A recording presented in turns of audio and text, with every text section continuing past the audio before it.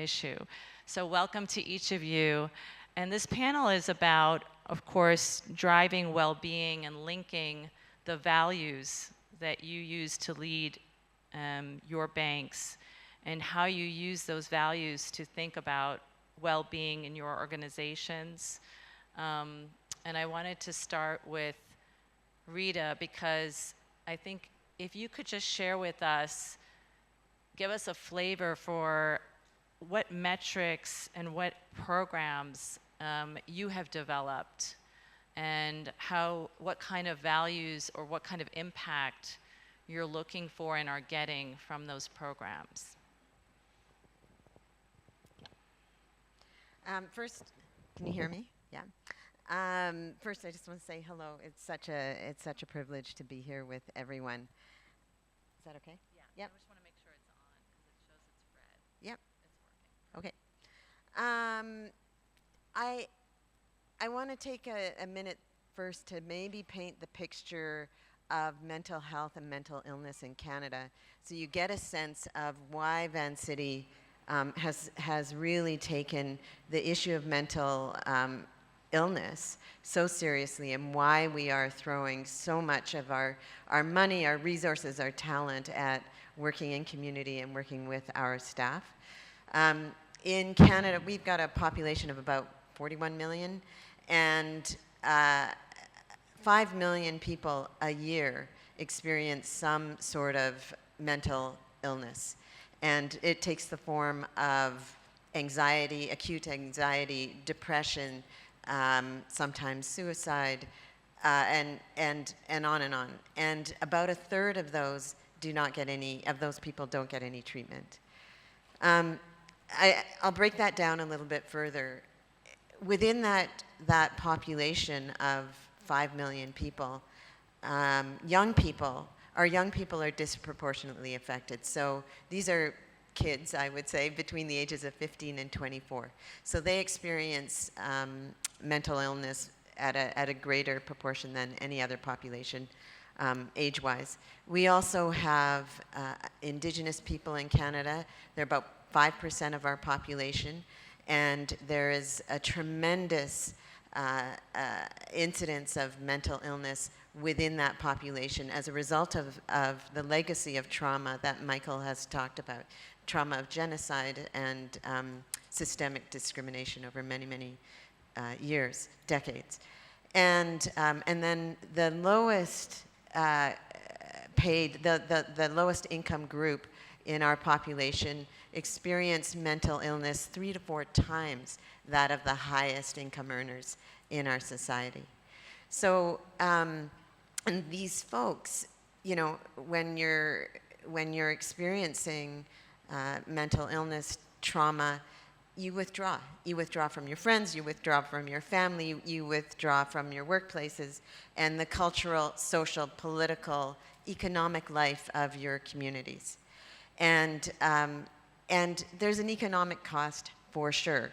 So I read, and these statistics amaze me, but I read that Canadian government organizations collectively have spent more than $200 billion in the last decade addressing mental health, standing up hospital services, outpatient services, addressing standards of care, youth programs, and on and on and on.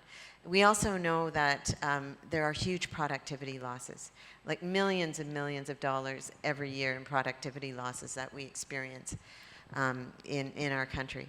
So that is the context in which we live. This is a crisis. We acknowledge it in Canada as a crisis, and acknowledging has meant that we have worked with our governments, with our employers, and with our civil society groups to destigmatize. And that is really, really critical because it helps people talk about their mental health and access care. So I just want to talk about Vancity and how we get a sense of how people are doing. We, in Canada, most employers, larger employers or resourced employers have a program, offer short-term disability and long-term disability to our staff. We take money off of paychecks and we match some of that money. We pool those resources. And so if somebody is ill for more than 5 days and less than 4 months, they can go on short-term disability and have their wages covered almost 100%. If they're ill for longer than 4 months, they go on long-term disability, and we cover that. The cost to employers in Canada right now and to Vancity is enormous. That is one reason we care about this stuff. But of course, the main reason, and I should say that 40% of those who are on short-term disability are on disability because of mental health issues. 50% of those on long-term disability are on disability because of mental health issues. Wow, those are staggering statistics. Yeah. And also a kind of a co-statistic or co-factor, right, which goes maybe even beyond the physical reasons for being on disability. So thank you for highlighting that. We'll come back to hear more from you. I'd like to move on to you, Alberta. Which group do you focus on when you think about mental health and well-being? And what are you doing for them?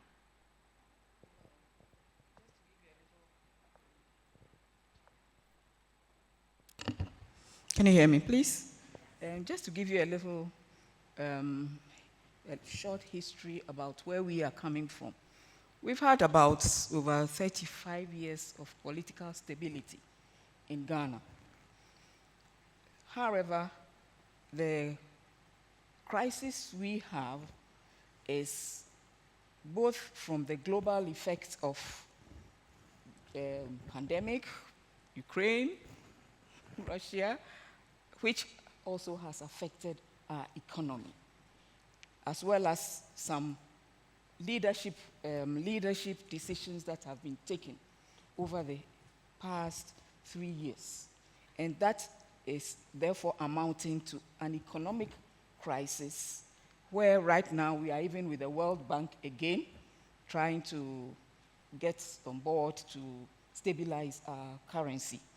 So our currency devalued, let's say it's about four times over the past 3 years, and that has led to inflation, hyperinflation, and obviously the effect on the economy and the people. So in having worked as a corporate banker for about 30 years, and now in the microfinance history, the corporate world is about profit, target-driven. There was nothing about social impact. But when I came on the board 3.5 years ago, what struck me was that people are banking from their hearts. And it's not, profit is good, we have to sustain people, but the fundamental is the people and how they will also serve the customers. A happy staff. I write a lot of articles in our business and financial. A happy staff, happy customers, happy bank, because you retain your customers and they'll bring you more money. And one thing I noticed about Opportunity was that their values are based, the acronym is Christ. C for commitment, H for humility, R for respect, I for integrity, S for stewardship, and finally, transformation, T. And that is the values. It is our headquarters is in Chicago, and our shareholders are people who want social impact, not necessarily for profit. So with that in mind, we concentrate on the staff and how they also handle the work and gain resilience despite the economic and social impact. I realized that they also have a song, not a song, a kind of pledge. They have regular staff meetings, regular morning devotions, about 10 minutes for which they concentrate on the values, share examples, and move on. I worked in a corporate bank where we had a song. And honestly, we never meant a word of that song. Because it starts with, we pride ourselves in relationships. And we don't. But here, in opportunity, it permeates the whole fabric of the staff. So because of their values, it affects their mental, it makes them positive, despite the low salaries for which they are always being poached by the commercial banks because of salaries. They are offered about 3-4 times, and yet the staff attrition rate is just about 2%. For our kind of area, it's one of the best. And over the past 5 years, we've won about 39 awards in our territory. So it means that we concentrate on the staff for them to develop themselves. They believe in self-upgrade, and there's a lot of management visits and awards internally and motivation. Wow, kudos. Kudos Thank to you. you. Thank you so much. I'd like to move on to Belgium. Could you share with us some of the context for what mental health and resilience looks like and how you are addressing the need? Thank you very much. It's difficult to come after a bank from other areas, but we do have our challenges also in Belgium. First of all, VDK was founded in 1926. Next year is our 100th birthday, by the workers' union, textile workers. So really helping the unserved and financial inclusion and all that was really in our DNA from the moment we were founded. We still work on that way today. It's financial inclusion, social inclusion, today also digital inclusion. We have a lot of people in Belgium who are not confident enough to do their financial business through a smartphone. So we try to help them. Now banking, and it was interesting what my neighbor, I forgot your name, sorry, said already about trust. Banking is about trust. So it's really important that our staff can work in a trustful environment. So how do we get to that? What we do at VDK Bank is that we really try to work everything bottom up. So we have a strategic session every 5 years, like we all do, and it starts with a bottom-up approach. We have a meeting, a 2-day meeting off-site with 60 to 70 people of our staff, on where we really talk about our strategy and how we're going to work on our strategy and how we're going to help the underserved, how we're going to help everybody in Belgium to have a good financial situation. And there we sense already that the noses are in the right direction, in the same direction, not in the right, but in the same direction. We all want the same thing, and that is so powerful to create that situation where we really want to work in trustful relationship. Now, we do have, and that I really want to stress, a very open style at VDK. We have all landscape offices, obviously, but I am in the office every day. I walk through the office every day. My president of the board is in the office every week and really approachable. And that is a situation we want to have. If people don't feel well, they can talk to us, and they do. We have coaching programs when they feel that they cannot go on the way they are. We can coach them. So I really think that it's very important to create that openness at VDK, and it works that way because one of the metrics we are following, and I'm very proud of it, is that we have one of the lowest turnover numbers in Belgium in banking. We are about like 4%, while the average is double, 9%. And I think that's one metric. We are not the best payers. Our salaries are not the highest. We don't have a very big career plan for you. That's impossible because we're too small. And having that turnover really says it all. And then maybe just, if I may, just one small thing that happened to us only 2 or 3 months ago. We had social elections last year, and we have a new workers' council. And we were talking to them that we were seeing our number of illness in the bank, that it was really rather high compared to our competitors. And they went to the union and talked about it, and we just found out why that is. And I think it's worth mentioning because it's a good example of who we are and why we are. The reason we have that high number of illnesses is that we let people who are ill in the bank. I have people I am in the bank at 13 years, and there are people who are with us on our payroll. They don't get paid anymore. They have a welfare application, but they're still on our payroll. We don't lay them off ever or put them on invalidity. They can come back whenever they want. And that's the reason why our numbers are so high.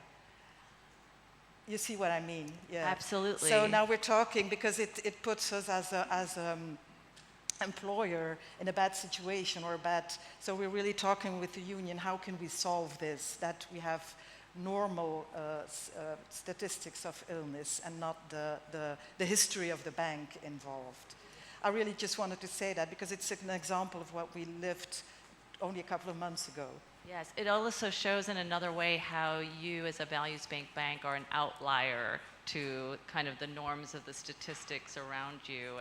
But you have to think about it and work on it, yeah. Yes, and also you share a lot with Alberta in common in terms of what you're doing is so appropriate and you're getting the same impact, which is very high staff morale and retention. So they're more similar than you think. Brian, over to you. Please tell us about your context in the United States. Sure. And yes, first of all, a real pleasure to be here, and I very much appreciate Michael's comments. I'm going to veer us off a little bit, but while still sticking to the subject. So our bank, City First Bank, founded now through a merger of two banks, is 75 years old, and created under the premise of access to capital for historically underserved and excluded communities. So think systemic, i.e. generational problems that we're standing in the middle of. So there's always a lot of stress, if you will, on the issues we're addressing. But I want to jump to the more recent, because I think there's some very interesting things that have occurred that have impacted our bank and really all of us in the room in a number of different ways. One thing that I'll mention, we are in Washington, D.C., and Los Angeles, California. And I want to start with LA. We had serious fires occurring that impacted our staff and our clients, although from a moderate standpoint, still a tremendous emotional toll and a tremendous amount of outreach that we took as a bank, both for our own clients, but also for our own team. Secondly, you cannot underestimate, if you're in the work of economic justice, how the social norms and political norms that are changing in Washington, D.C., how significant they are in terms of trauma and stress, as well as the work we all do.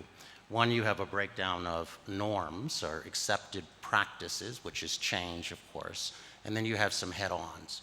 So I want to mention just a couple of them that we focus on. So obviously we have to do a risk assessment, or we gathered our team together to do a risk assessment saying there are too many incomings. Let's start to name them and start to design a strategy for how we will both understand them and act toward them. But so we have economic issues, obviously, and political issues. We have a series of executive orders that you may hear about around the world in different ways. You hear about diversity, equity, inclusion becoming a bad word, but it's also a proxy for race, which is the area in which we work. It's also a proxy for gender, sexual orientation, et cetera, and it's being utilized in that way. And so that's a threat and a difficulty for our environment. The legal system, so that's the executive branch, but if you look at the judicial system, starting prior to the change of elections, a real onslaught of litigation focused on folks like all of us who are targeting and assisting populations or environmental issues that are counter-systemic, right? That are against that are going in a different way. And then when we look more broadly, and this affects all of us, quite frankly, everyone knows our government has pulled out of the World Health Organization, any number of climate-related issues. So these have stresses on the team as well as the community. So I wanted to talk about just two things. When we're thinking about resilience, I think about institutional resilience, and then this topic, individual resilience. And so a couple of things we're doing as a team, really starting off just acknowledging the change and the disruptions that are occurring. By the way, I didn't even mention any of the business things or self-induced things when you're changing your organization and growing, again, which add to that pressure. Acknowledging for our team, and we do this in open forums and individual sessions, how that impacts the individual, right? We talk about it. We have a CEO town hall, and I acknowledge right up front, while we have different views, we also have different impacts on people's psyche. We consider what's controllable and what's not controllable, and name it as such, and focus on those things that are controllable. And then, most importantly, we always bring it back to what we stand for and our values, and that's the unifier. So that gets back to that relational safety that we were talking about earlier. So really what I would focus on is we always bring it back to the values. And again, our values are also the counter to the incoming that we're talking about. So when we talk about how are we building community, belonging, values also create belonging. I'll just mention two of our values are community and customer first, right? So that's a rally cry in addition to being a change agent. One city first is a concept of belonging, right? And so when we operate as a unit and have a sense of belonging, that becomes one of those stress items that we can counter. Brian, thank you so much, and actually all three of you for those powerful examples that we can, I think, really take home when we think about how you're walking the talk around this topic. We have a couple more minutes, so if there are other examples you'd like to share, I'd like to invite you to do so. Rita, you had mentioned earlier that there's a specific focus area you guys have at Vancity right now that you'd like to talk about in terms of maybe your role in how you communicate about this in social media, and what you'd like to be able to be doing now and going forward on the topic of supporting mental health and resilience in your community. Yeah, I'm reflecting on Brian's comments, and this is a live discussion that we've had, Wellington and I and our executive team, really about in the current crisis, how is this affecting our staff? The current political crisis, and Paula mentioned it last night. We have this threat of annexation and tariffs, and a powerful country which feels very much like it's out to destroy ours. So how does that impact our communities, our staff, and the people that we care about? And the discussion we're having is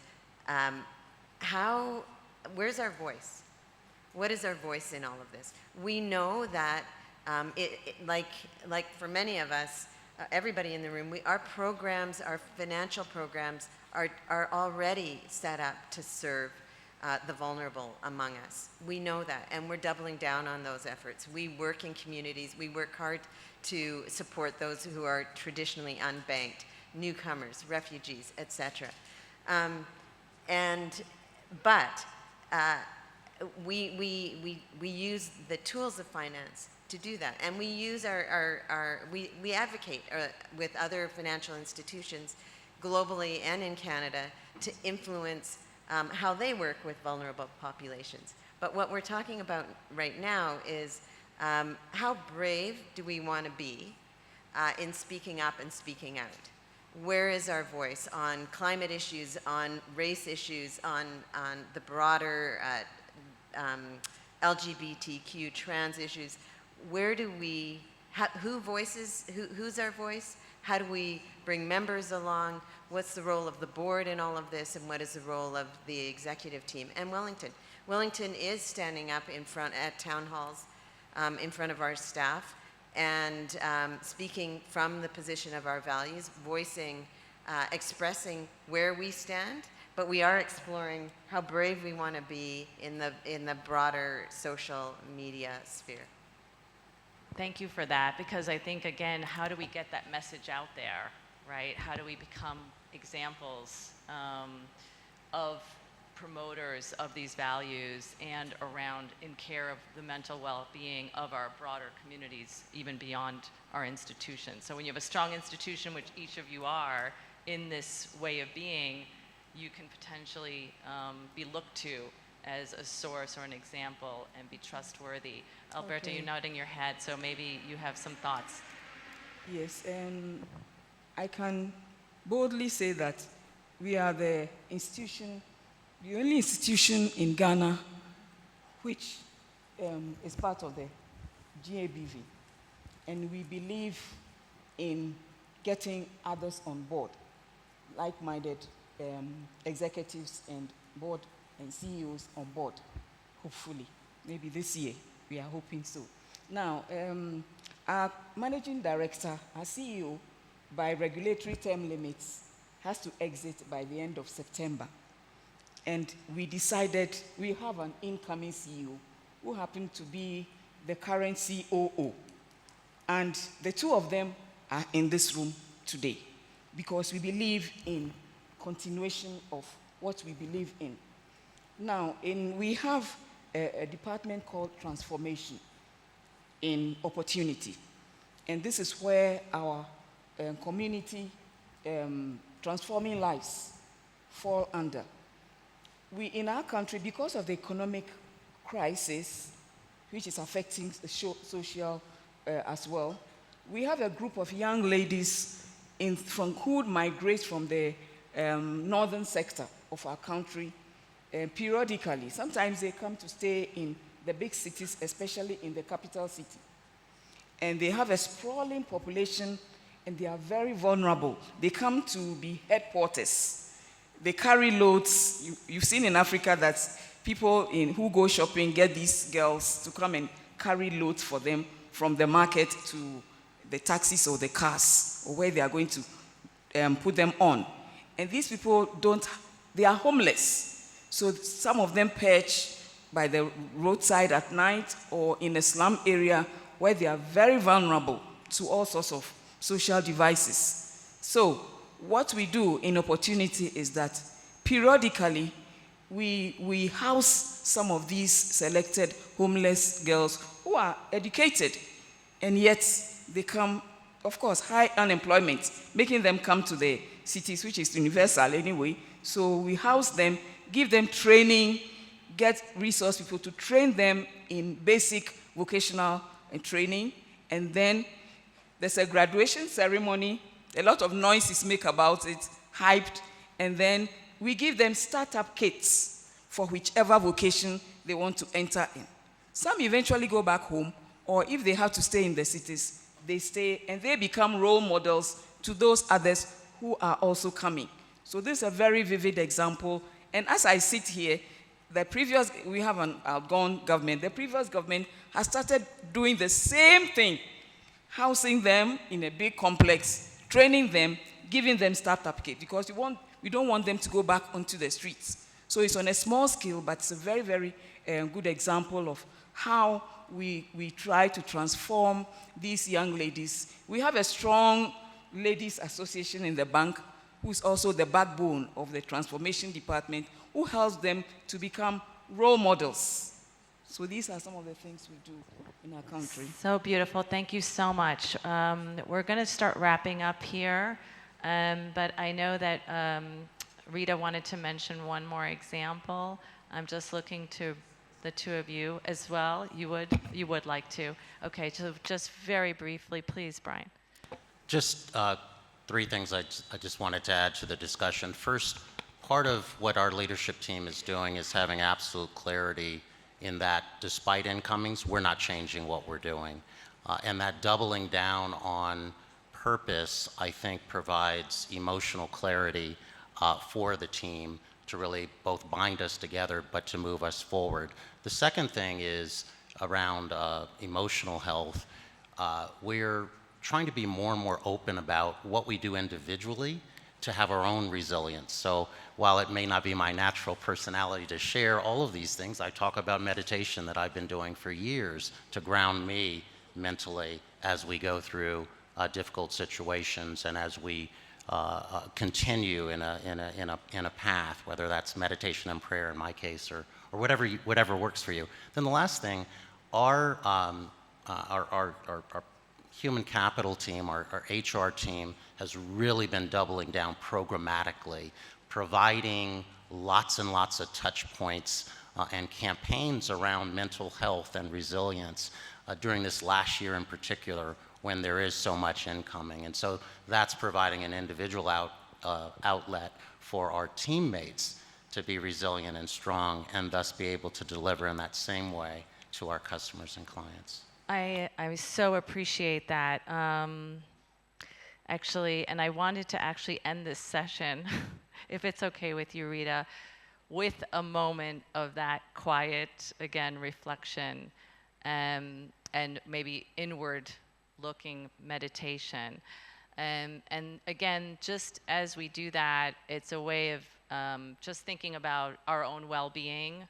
So as Tom likes to say, you have to put your own oxygen mask on before you can put on the oxygen mask for your children and your loved ones. So just take a moment of silence, if I could ask, for yourself, and just think about those that you are serving. And let's just send out some positive vibrations from this place of care and compassion. And I would like to invite Michael to come back on the screen and join us in that moment, because I think we can't carry all of us at the same time in this, but somehow inwardly we can, and we can connect to anyone in the world in this particular way, and just send them our well wishes and our positive vibrations. So I'll feel free to close your eyes or just take a moment. Thank you.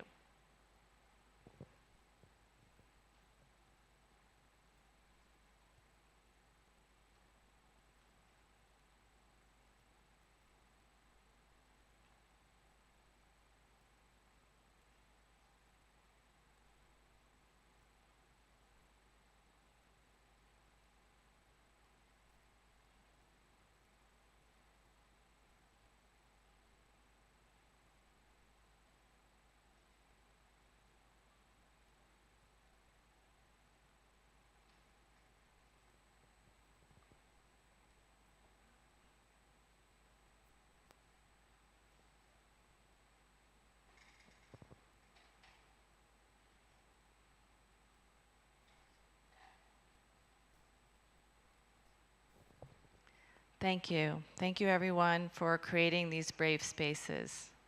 And Mike, can you close us off with a final comment or word, please? You're on mute.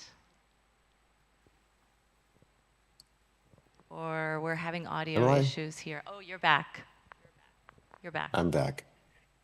It was truly inspiring and wonderful listening to all the different initiatives and efforts that folks are doing. And one thing that was very clear to me is that across all of the examples, it's very notable that the choices that banks are making, to whom will we be accountable, will come back in some ways to bless them or to bite them. Because if it's accountability to political systems and structures versus to clients, you're going to be having very different problems. And most of the folks, or what I heard most of the talk, was really that all of those assembled have chosen to prioritize that downward accountability to the client base. And that's going to set them up for having some interesting adversaries in which the mental resilience for their teams and for their communities is going to be pushed more and more to the fore. And it's really wonderful to hear the different ways that resilience is being measured. And the ways that it's being cultivated in teams. So inspiring. Thank you. Thank you so much, everyone. Thank you to each of our panelists. A round of applause, please, for leading the way, as many others of you are. Thank you. Over to you.